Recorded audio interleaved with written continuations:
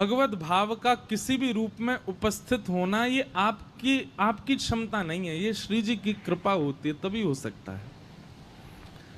आप अपनी इच्छा से नहीं चाह सकते कि आपके चित्त में भक्ति प्रकट हो, आप कोई अनुष्ठान कराओ।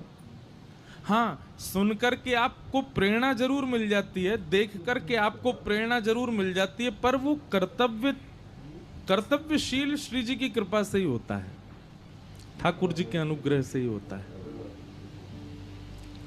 तो ये बहुत बड़ी कृपा है। मैं कथा कह पा रहा हूं, इसमें मेरी योग्यता नहीं है।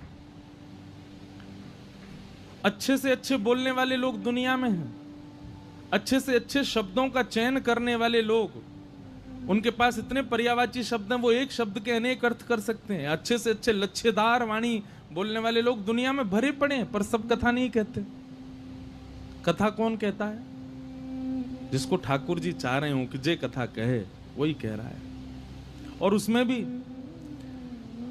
जैसे खाद में मिलावट हो गई है, दूध की सामग्रियों में मिलावट हो गई है, भोजन में मिलावट हो गई है, आजकल कथाओं में भी मिलावट हो गई है। स्वच्छंद ठाकुर जी की लीला अनुभव करना और कहना, यह भी ठाकुर जी की कृपा है। व्यास मंच का प्रयोग भी लोग अनेक अनेक साधनों के लिए करते हैं। कोई व्यास मंच का प्रयोग धन कमाने के लिए करता है, कोई व्यास मंच का प्रयोग पॉपुलैरिटी के लिए करता है, कोई व्यास मंच का प्रयोग दान लेने के लिए करता है। व्यास मंच का एक ही प्रयोग है, स्वयं उस रस में डूबे और फिर जो सुनने आवे उनको भी डुबावे। यही प्रयोग है व्यास मंच का।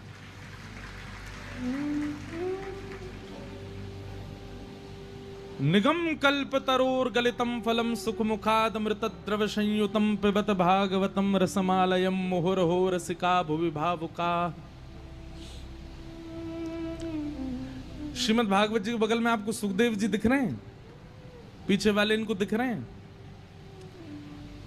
पीछे वाले ने मैं ही दिख रहा हूं तो बहुत बड़ी बात है, दिख रहा हूं ना कोई बात नहीं, हम दिखें ये जरूरी नहीं, सुनाई देने चाहिए। सुनाई तो दे रहे हैं ना, हाँ तो बस सुनो।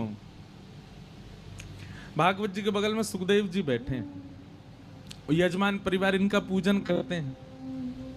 सुखदेव जी कौन है? बोले व्यास हैं, भागवत जी के वक्ता हैं। वास्तव में सुखदेव जी का स्वरूप देखोगे तो स्वरूप में आपको लगेगा कि एक पक्षी है, पर वास्तव में हमको उनके स्वरूप